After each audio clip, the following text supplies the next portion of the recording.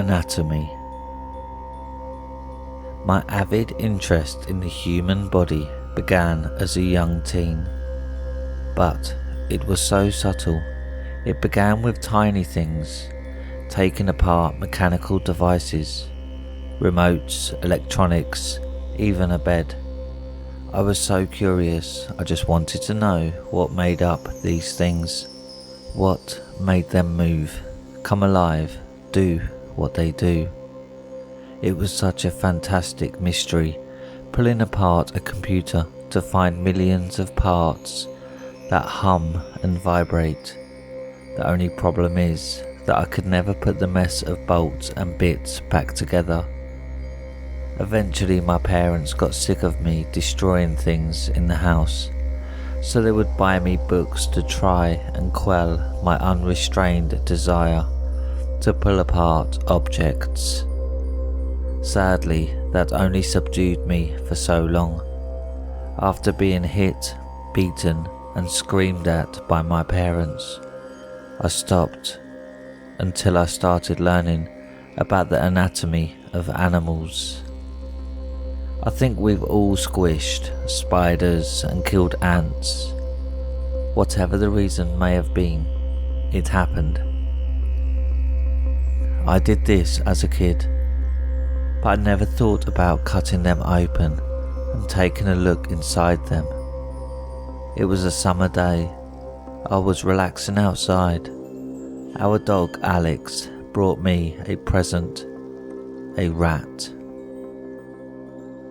I remember ripping it from Alex's grasp, feeling the rat, which was still alive, squirm and struggle.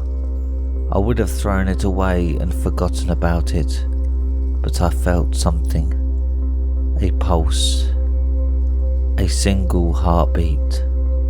I had felt my own before, but never thought much of it. Now I had something that shared a piece of me. I was so curious and ecstatic to find out what made it beat and move. I grabbed a knife from the kitchen and went on the back patio. I held the rat down on the little table we had out there and began to saw my way into the rat's body. I only got so far till I hit the ribs. So at that point I dug my fingernails into the incisions I had made and began to pull apart the skin.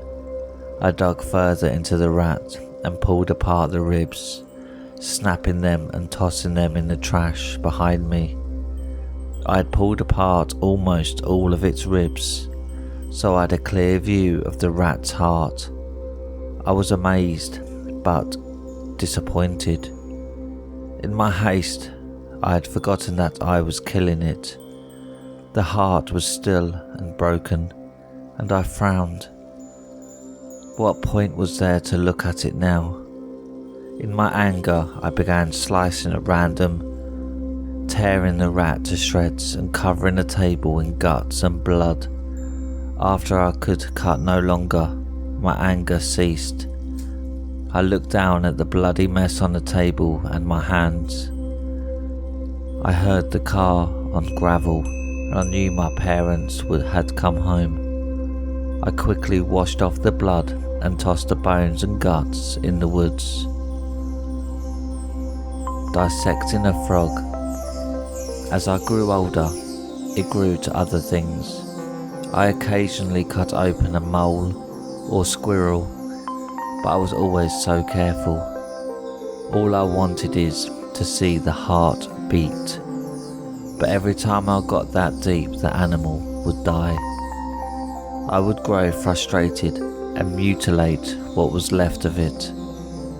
I had to be sure my parents never found out, and what I did was a secret. The closest I ever came to getting caught was in high school. We were in biology and we were learning about the anatomy of animals, specifically the frog. And I'd been waiting so long for the day we would get to dissect it. It came painfully slow, and when it did come, I was so joyful and ecstatic, I was shaking. Frogs didn't usually hang around my house, so this was a first-time experience. We were working in pairs, and I hadn't even noticed who my partner was. My face lit up when my teacher set down a small metal tray with 2 frogs neatly taped to it. We were separated into sections, with small walls in between each section, giving everyone privacy. Each section had a small trash can under the table to dispose of the frogs. I sat down next to my partner and took the scalpel, and my partner began to talk about what we need to do. I completely ignored him. I began cutting away, inspecting and enjoying each thing I cut out. I went from a slow and steady pace to a rampage.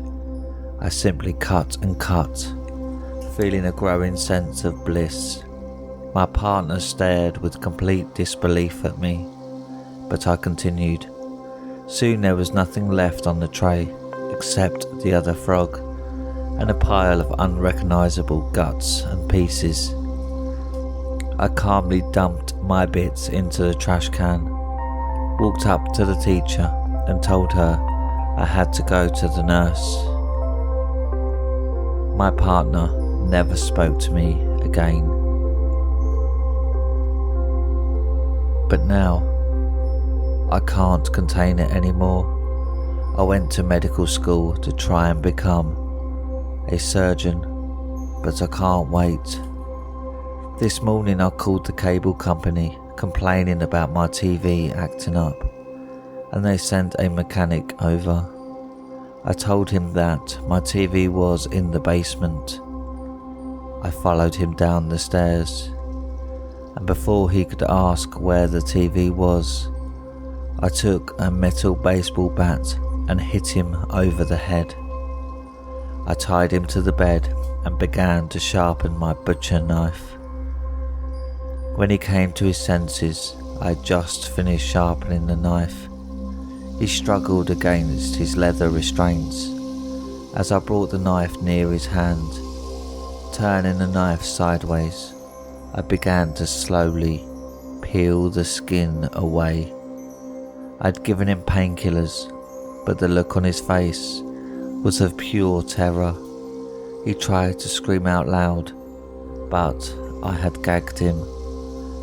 I dug the knife into his raw hand, just half an inch, and began to peel away little bits of muscle and skin.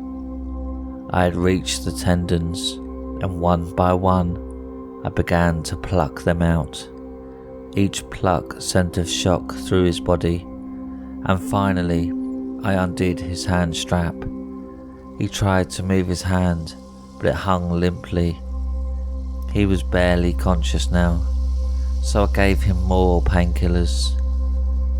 I then began to work at his legs, repeating the process I did with his hands. Now his legs were raw, and both his hands and his legs were bleeding freely. Before I could finish his legs, he passed out, and his legs stopped struggling. I got angry and fell into my old habits. I slashed and stabbed his legs, ripped them to shreds until I reached bone. I sharpened my knife again and began to cut his fingers off, one by one. He died as soon as I began this process. I got so frustrated I didn't even begin his head or torso. I began sawing away at his face, ripping out chunks of flesh. I cut a laceration from ear to ear, ripping open his mouth. I cut his throat near the top and pulled his tongue through. I finished by completely ripping out his vocal cords. and cutting all along his neck. I got too curious, so frustrated that everything died before I could finish. I had a wild idea. What about me? I smiled and brought the knife to my upper left part of my torso, where the heart was. I took as many painkillers as I could and began to cut and cut. Looking down at my bloody torso, I felt pure and utter joy, and then it happened. I pulled out a small red object, and it gave me a single beat, one slow and utter beat, and then it stopped.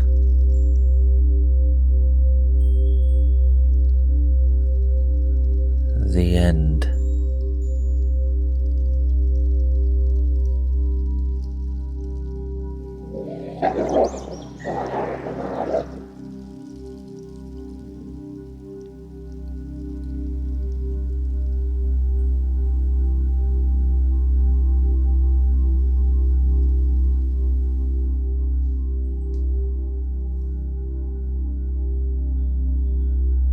Closet monster.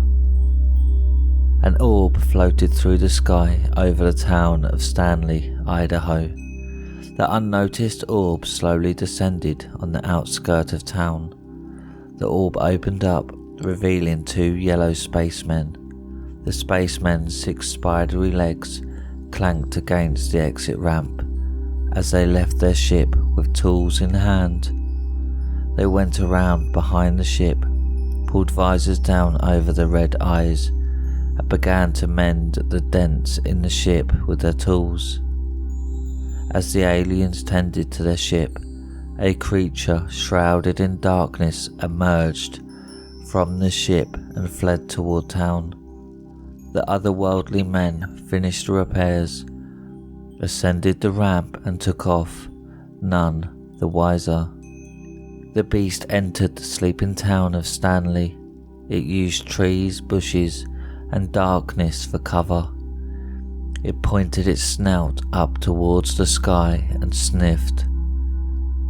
It detected something with a scent close to that which it was fed. A child. The creature followed the scent to a small home. One of the windows was open, so as to let a breeze cool the house. The monster pried the window up further and crawled in through it. Paul Davis, aged 10, slept soundly in his bed. The young lad awoke to the sound of his bedroom door being opened. He made out a figure, but wasn't able to see any details other than its bright yellow eyes. Paul pulled the covers over his head. It always made him feel safe when he thought of monsters. The foreign creature picked up the boy who was wrapped in the blanket and hauled him to the closet. Aaron and Melinda Davis awoke to their son's screams. Aaron opened the door next to his bed and retrieved his handgun. Melinda followed Aaron as he made his way to Paul's bedroom. "Paul?" Aaron called out. There was no response. Aaron nudged the partially open bedroom door the rest of the way open and flipped the light switch. No sun, no blanket. Aaron heard a bang. He thought it came from inside the closet. He reached forward, opened the closet door, and was smacked in the face. Aaron fired 3 shots from his handgun before he realized that it had been a shirt sleeve. The closet was normal with the exception of the newly added bullet holes. Aaron and Melinda searched the rest of the house and were unable to locate Paul, so they called the police. The authorities found no signs of a struggle and speculated that Paul Davis had run away from home as the boy had done so once before. They were baffled by the parents' testimony, in which they had stated they heard Paul screaming. The day passed without incident. Night was a different story. Kyle Crowley turned out his bedroom light, shut the door and climbed into bed. Kyle had just celebrated his 12th birthday. Because of this, he felt that he would sleep well. He was mistaken. His eyes shot open when he heard the closet door slide open. Yellow eyes peered at him from inside the closet. "Dad?" Kyle yelled frantically. The closet door slid shut just as Vic, Kyle's father, burst through the bedroom door. Vic looked around and saw no threat. "What's wrong, son?" There's a monster in my closet." Vic let out a sigh. Kyle is getting too old to believe in such nonsense, he thought. Vic walked over to the closet and opened the door, revealing it to be empty. "See? Nothing." "I swear, there was a monster in there." "Kyle, I'm going to prove to you that there is no such thing as monsters." Vic stepped into the closet and slid the door shut, despite his son's pleas. Kyle sat quietly on his bed, with tears running down his face. He expected screams, but instead there was silence. The closet door slid back open after a few moments had passed, and Vic stepped out.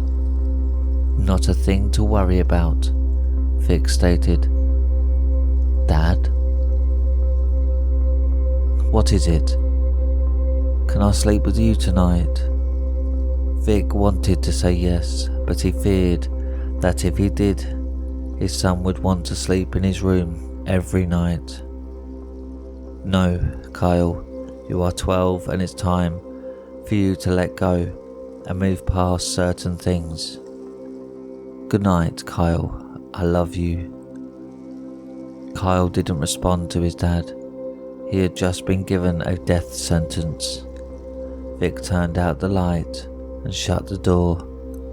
As Vic was walking back to his bedroom, he heard his son scream out for him again. Vic turned around and started for his son's room, but stopped himself. If I leave him on his own, he should end up going to sleep and get over his belief in monsters, he contemplated.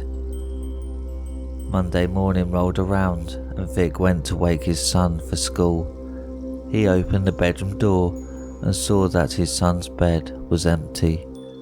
He checked the bathroom, the kitchen, the whole house. No Kyle. Vic called the police. The police found no signs of a struggle, but came to the conclusion that Kyle and Paul had been kidnapped. The mayor of Stanley issued a statement asking for the children to be returned and warned that parents should keep a close eye on their children. The small town residents of Stanley, all 52 of them, were struck with a wave of anxiety, and none could tolerate the thought of their family would be next. The third night reared its unwelcome face. Isaac and Joan Belvish had their daughter sleep with her.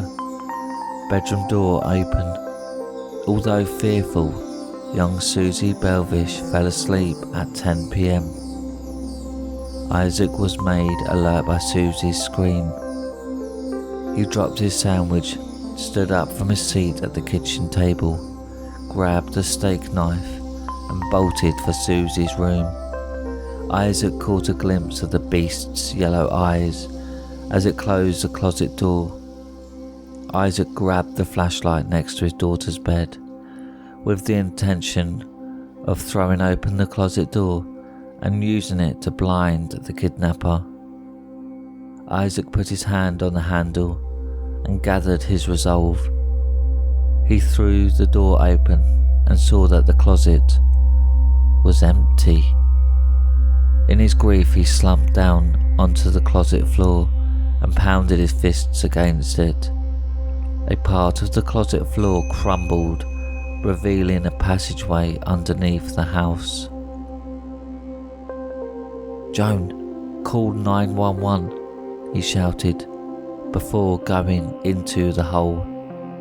Armed with only his flashlight and knife, Isaac descended into the darkness below. He proceeded slowly, occasionally aiming his flashlight above him.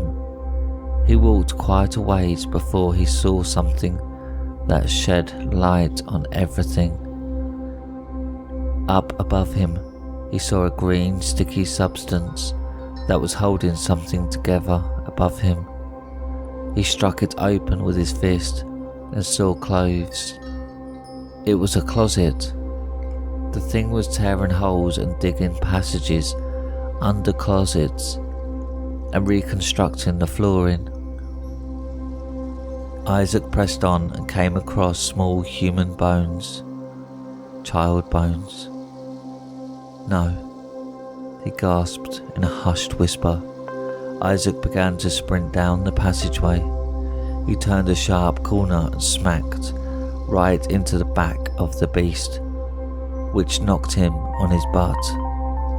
During the struggle, the beast lost its grip and an object shattered onto the floor. The creature was angered by this, posturing to face Isaac. Isaac was able to make out an elongated head with a snout and yellow eyes. Its body was stocky, its claws were sharp, its tail long and spiked, and both feet contained 3 toes. The closest comparison that Isaac's mind could make was that of a werewolf's of folklore.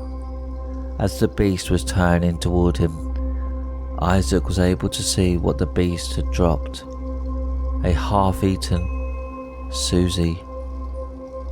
Isaac gripped the knife, prepared to fight to the end.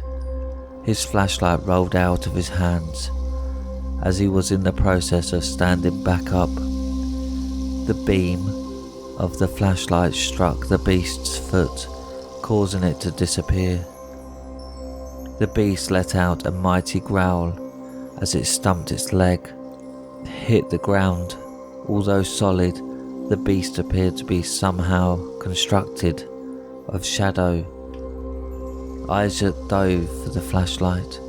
As the beast swung at him, he barely escaped being clawed. By shining the flashlight on the beast's hand, which disappeared into nothingness. Before making contact, Isaac continued to assail the beast with the flashlight. The beast retaliated and spat a green substance, which stuck to Isaac's shirt. Isaac quickly realized that the creature's mucus was what held the closet floors together. He renewed his assault with the light beams and continued to strike the shadow beast. A SWAT team composed of 5 members showed up at the Belvish residence. Each was well armed. Although a SWAT team might have been a bit drastic, the police department wasn't willing to risk the kidnapper escaping. Joan Belvish told them about how her daughter and husband had disappeared. The SWAT team did a sweep of the house and found nothing out of the ordinary until they came across the hole in Susie's closet. The SWAT team entered the hole one by one and activated the tactical lights on their vests. As they walked, they discovered entrances to closets, child bones, and green goo. The lead paused and motioned for the rest of the team to stop moving. Off in the distance, a pained wailing could be heard.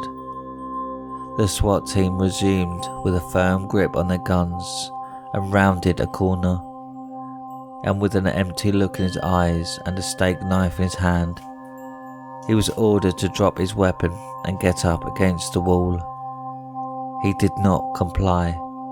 The SWAT team lead knocked the knife from Isaac's hand and pinned him to the wall. As Isaac was being handcuffed, a member of the SWAT team noticed a half-eaten Susie. Isaac Belvish was suspected of the kidnapping and murder of all the dead children, but was found innocent due to lack of evidence. The case was marked cold as the police had no more leads. Isaac was committed to a mental institution for a short while and later had to move after being released. He chose to go through therapy after being traumatized by the events that he saw. Isaac was largely thought insane because of the encounter he claimed to have had with the shadow beast.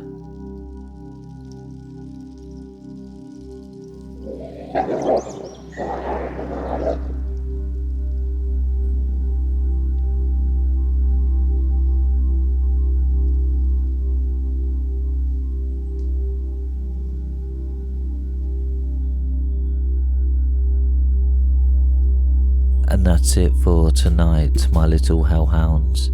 Thanks for listening. If you enjoyed tonight's scary stories, then don't forget to subscribe and click the like button.